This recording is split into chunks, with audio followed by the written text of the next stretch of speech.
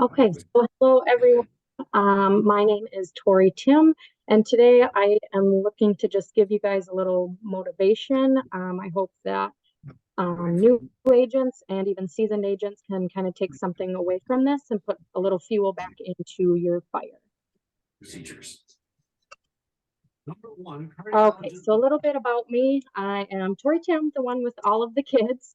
I live on a farm. We have beef cattle, horses, goats, dogs, cats, you name it. I kind of live in the middle of nowhere. I only graduated with, there was 80 kids in my whole entire high school. And aside from being a travel agent, I also have a small daycare now. I started this a little over a year ago. I wanted to have more financial freedom and to be able to be home happily with my kids.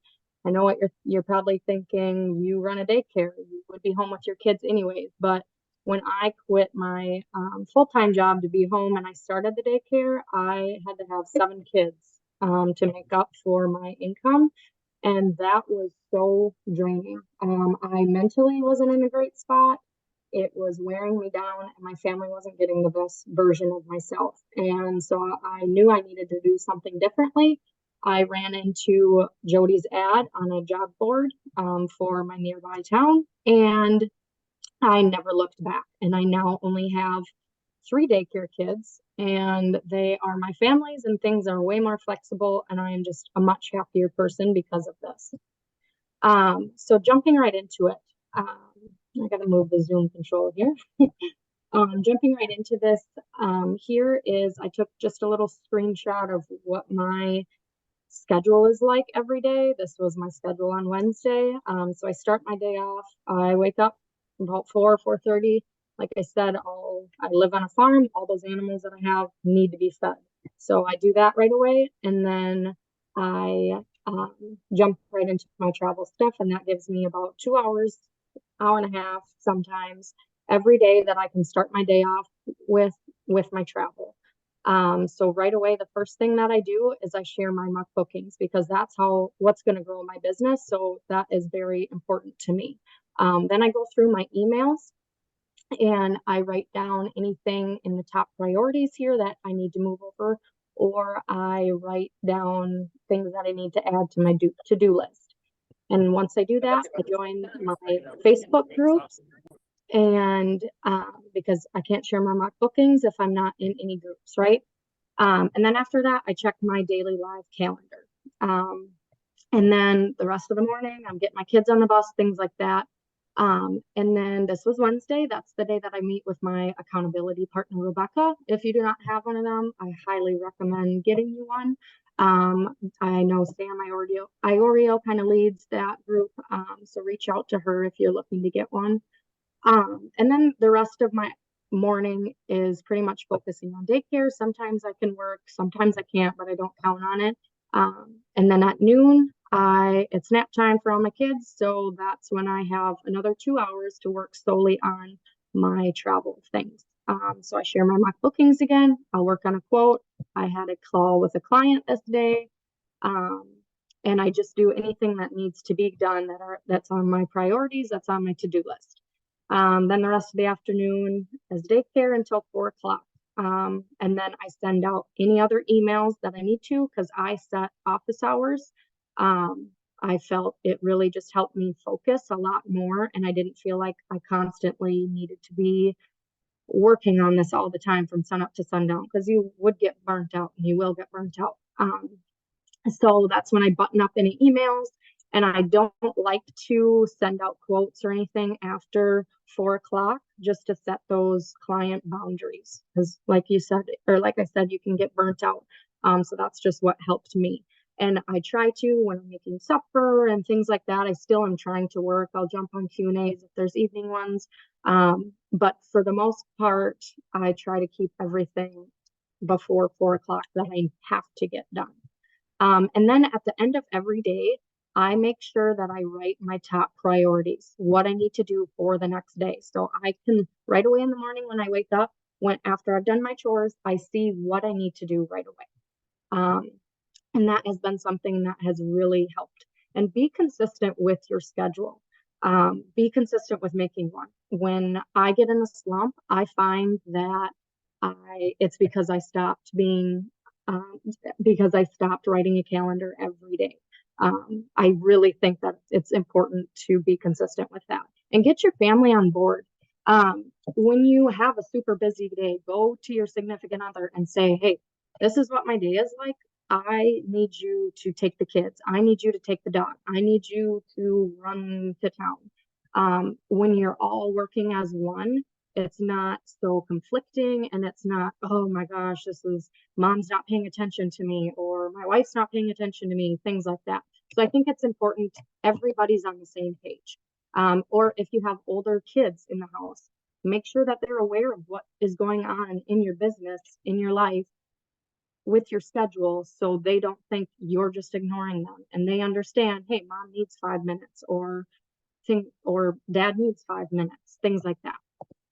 Um, Consistency, it is key. Okay. I share mock bookings every single day. That's what has grown my business to what it is. I have, and I know it's not a whole lot, but I have 500 followers on my page, and 95% of them are strangers that have met me through mock bookings. And that kind of ties into branding yourself. Um, I set up my mock bookings the same every single time. I use the same wording. I use the same emojis. I use the same pictures, like not obviously not the same pictures, but the same type of pictures. Like I'll do a beach and I'll do a pool and I'll do a room if it's pretty. Um, and I lay them out the same way every time because that's how it works. That's what works for me. Um, and I share into mock bookings or I share into Facebook groups my mock bookings sometimes once a month, and if the rules allow it, I'll do it every Friday, things like that. So I want people to see my mock booking and not even have to see that it was posted by Tim Travel Services. I want them to see the blue and the orange and think of turquoise waters, the beach, because that's what I love to do and that's how I want to brand myself and brand my company. So you are a travel agent. Act like it. When I first started, I was watching a training.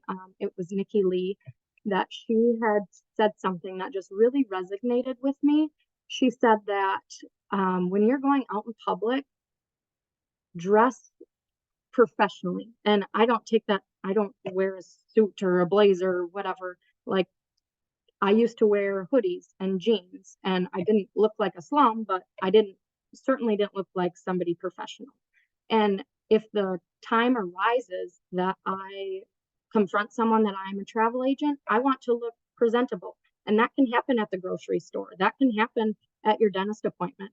That can happen at a doctor's appointment. Okay. I was just having a minor procedure the other day and I was making small talk with the anesthesiology tech. And what is one of a very common question that people ask you when you don't know much about each other and you're just chit chatting?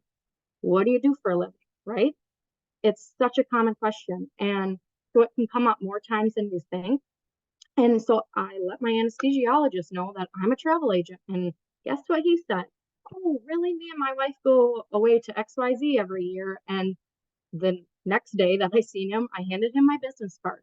So it's just when you're out and about and you look presentable, people are more apt to trust you to do business with you. Uh, so growth, getting to know you. I think that, oops, sorry, little ladybug crawling there. I think that you have to get out of your comfort zone in order to grow. I think that you cannot grow if you're just staying in the same place every single day. So I make it a point, and if you're just starting out, maybe start small. Once a week, do something that will get you out of your comfort zone. Okay. Or now I have made it a point once a day, I do something that gets me out of my comfort zone. If that's reaching out to somebody, if that's making a phone call that makes me uncomfortable, like I reach out to a business because I'm trying to get more businesses to book like their travel with me.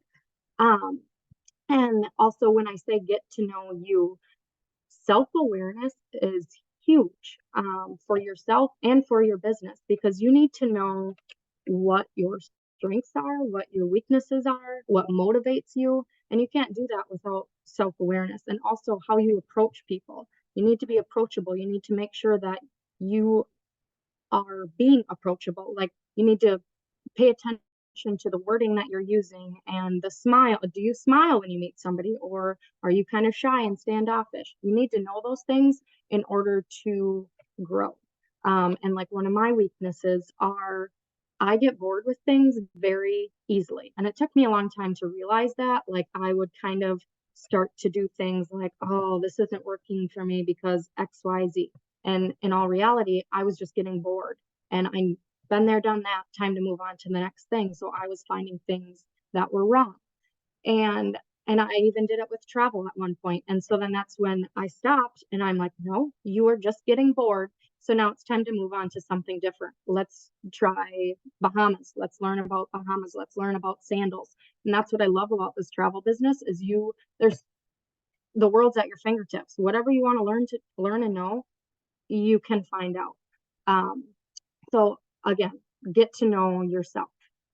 Setting goals, know your why. And I know that you've probably heard that so many times, but it is really important because this is a career and you're going to have bad days.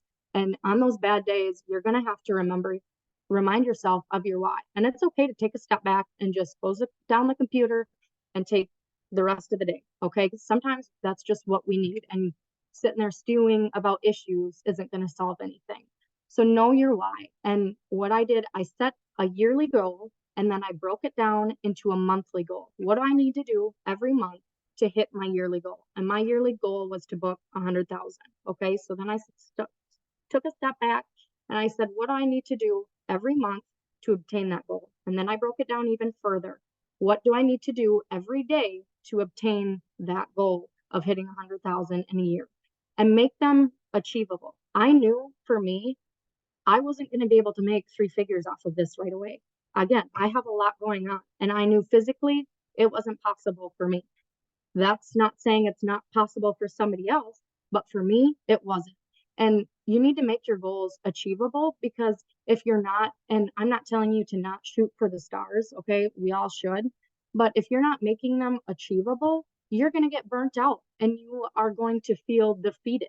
So it's important that you're really looking into your goals and finding out what your why is, and set your goals for that. Okay. And stop making excuses. I will say this louder and louder for the people in the back. Okay. We all have excuses. And I'll tell you a little bit about my life, not because I think that you guys should care about it or know about my life, but because I hope that you take what I'm saying and you put it into your life and you resonate with the words that I'm saying. Like, this summer, I had 4 jobs. Not because I needed the money, but so I ran my travel business. I did my daycare, and my grandparents, they own a produce farm. They are now 75 to 80 years old. They physically cannot keep up with it anymore, but they're not ready to give it up. So I'm going to help them and do what I can to keep them happy, to make sure that this is still flowing for them and they're not doing things that are going to hurt themselves. So I was helping them with that. And I'll put a little plug in for breast cancer because it's October, breast cancer awareness. And my aunt, who owns a very large bar and restaurant, just got diagnosed with breast cancer this summer. So she physically wasn't able to work all of her shifts. And she worked at that bar from sunup till 2 a.m. in the morning. And so I helped her out as much as I possibly can. And I'm also just going to throw out there too, we have a breast cancer survivor, Jody Wariski, and she will say, get your tatas checked. Okay. It is so important. It could save your life. Really, there's no reason not to do that.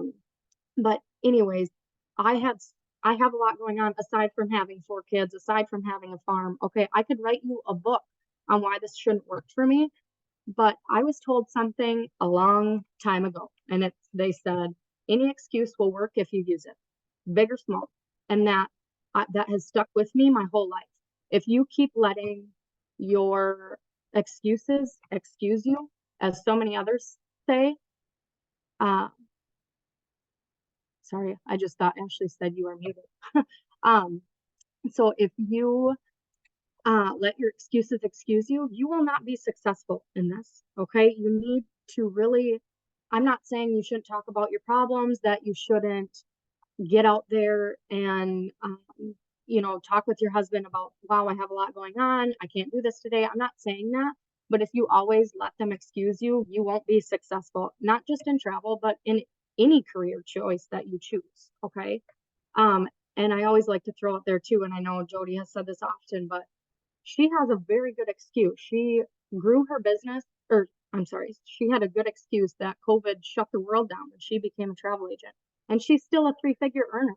If that isn't proof that this can be capable, then I don't know what is. So when you're feeling down, when you're feeling like I can't do this, ask yourself, okay, can I really do this, or am I just making excuses? Okay. And then what helped me? These are just little tidbits that I thought have worked for me, so I thought I would share them. Trainings, never stop learning. I know when you are a new agent, it feels like you're bombarded with all this. Um, oh, sorry, Jody. Yes, six figure, not three. Um, when you first start, um, you feel like you're bombarded with trainings and that's all you do. It will be overwhelming. You'll work through it. Um, but really, those trainings are there to help you. And if you are a seasoned agent, what are you doing now to still grow your business? Okay, your learning shouldn't just stop. I have made it a point now every week, no matter how busy I am, I set aside time to learn something new, whether that be um, a sandals webinar, or last week I took a Mexperts training. I want something more for my clients. I want to offer more for my clients, and I never want to stop learning. And that kind of ties into, I became my own advocate. Okay. And just a little cue in on here. People who self-advocate often feel confident in what they're learning and doing. Self-advocacy creates independence. That is so important, right? When you're owning your own business, you want to be independent. You want to feel confident in what you're doing. You can ask any question that you want to in the chat, right? And it's probably going to get answered. But go out there and find that information for yourself. Okay. Don't rely on everyone else to be the people that tell you what's going on at this resort. You could have someone say that, oh, this was a bad resort because XYZ. And so then you just think, oh, that's a bad resort. But what could be bad for this person could be great for the next person. So what I do, I use TripAdvisor, I use YouTube, I use Google, because I want to find out the ins and outs of everything. And I don't want to rely on other people for my knowledge. Okay. And you shouldn't do it all. Don't try to learn the whole world in one day or 1 month or 3 months, even. Okay. Pick something that you enjoy, learn it, become an expert on it. And then once you've done that, branch out a little bit, learn more. But you will burn yourself out if you try to learn everything, and you will feel like you're on a hamster wheel. Okay. And another thing, it's okay to say no. You don't have to be everyone's travel agent.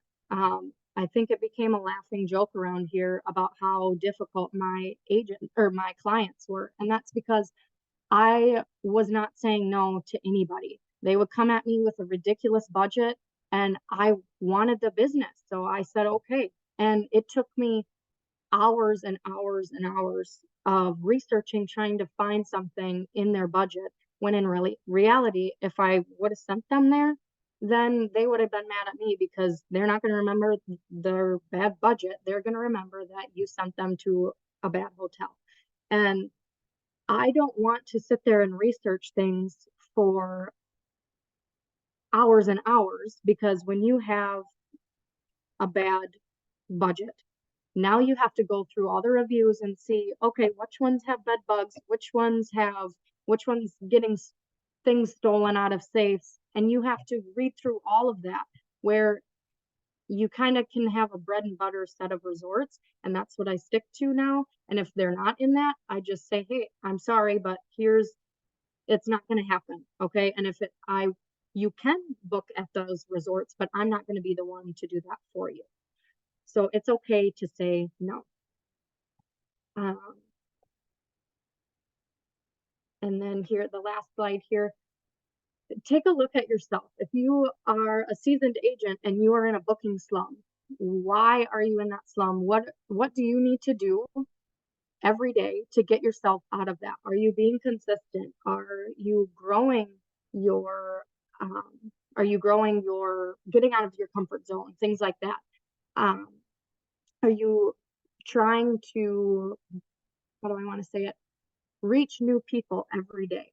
And that kind of ties in with getting out of your comfort zone, but gaining new clients, not just having the same clients. Are you inviting people to your business page, things like that? Or if you're a new agent, are you feeling overwhelmed? Take a step back and ask yourself, okay, what do I need to do right now to be successful? You need to have a calendar, write things down, okay? Because it kind of feels like you're on a hamster wheel when you first start. Make a checklist of what you need to get done every day and check things off. Physically write it down, check things off. That will help you feel like, okay, even though I felt like I was all over the place, I see the things that I got accomplished. And again, these are just things that have helped me tremendously. So I was just trying to pass that along to everyone. Does anyone have any questions? And not so much booking questions, but just questions relating to consistency, growth, if you kind of feel like you're stuck, things like that. Anybody? So I'm just going to say, as your accountability partner, we seem to be able to like work through things together. I mean, we don't talk except for on Wednesdays. We text every other day, but we do hold each other accountable. And I do highly recommend, if you guys don't have an accountability partner, definitely get one. And if it's not the right accountability partner, find a different one. But I think that's been very helpful. What?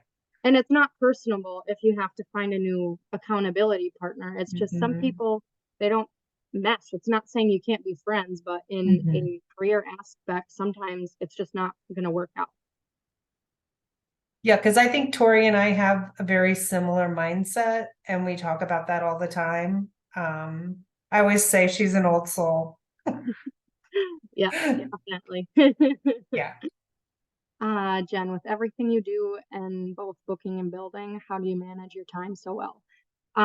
So I used to not be a morning person. I've made myself a morning person because I needed that time, and not my business needed it, and myself, I needed it to have that time without my kids, without distractions, being able to sit down and focus on what I am doing. Because when I'm trying to do things and I got 50 people in my house running around, I can't focus and I'm driving myself crazy. So that was a huge game changer for me. And I kind of had some medical stuff this summer and I stopped doing that, and it showed like crazy. I was like, oh my gosh, I need to do something different. And Rebecca is shaking her head. Yes. She was like, I kind of thought I was going to lose you there for a minute, but it was, and not meaning like I was not going to be able to be a travel agent, because I just really slowed down. I quit getting up early in the morning and I quit with my consistency, and it showed. And I started it back up a month or two ago. And I am telling you, I have had the biggest months that I've had. So really, consistency work, mock bookings work. And back to the planner, have a planner every day. When I am all over the place, it's because I don't have my planner with me every day. So I just highly recommend, if you don't have that, get it in your life. And I know people have, like Jody has a Google Calendar. I can't do that. I need to physically write it down and physically scratch it off when I've completed it. Can I just say one thing too? So I am Tori's direct mentor. We had a talk over the summer because you were sort of like, how can I handle everything? The kids are home. I think what's important for people to also realize is you are going to have things like that.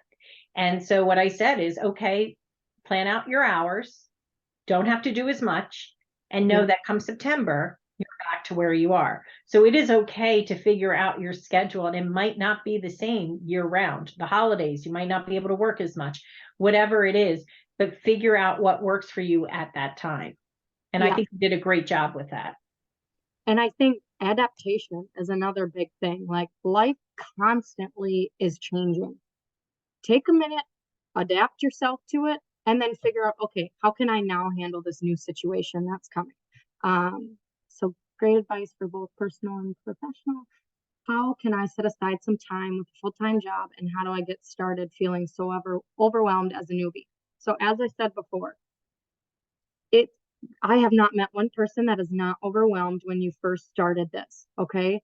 And that's what I mean by write stuff down. And I mean, for this, I physically mean don't get out a Google Calendar, write it down. Check off when you have completed things because it is so overwhelming at first.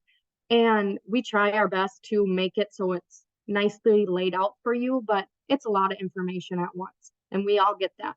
So it's going to feel like you're on a hamster wheel, constantly moving and moving. So that's why I say write it down, check off things when you are done, because then you're going to feel like, okay, even though I've been all over the board today, I still got these things done.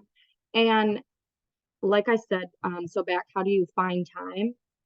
I am not a night owl. I go to bed. I would prefer to be sleeping at 8 o'clock. Like, I mean, sleeping at 8 o'clock. I've already watched my shows. I want to be sleeping by 8 o'clock every day. I've now loosened that up a little bit. It's more 9, but I wasn't going to stay up until midnight to get stuff done. So I wake up now with my husband every day when he gets up for work.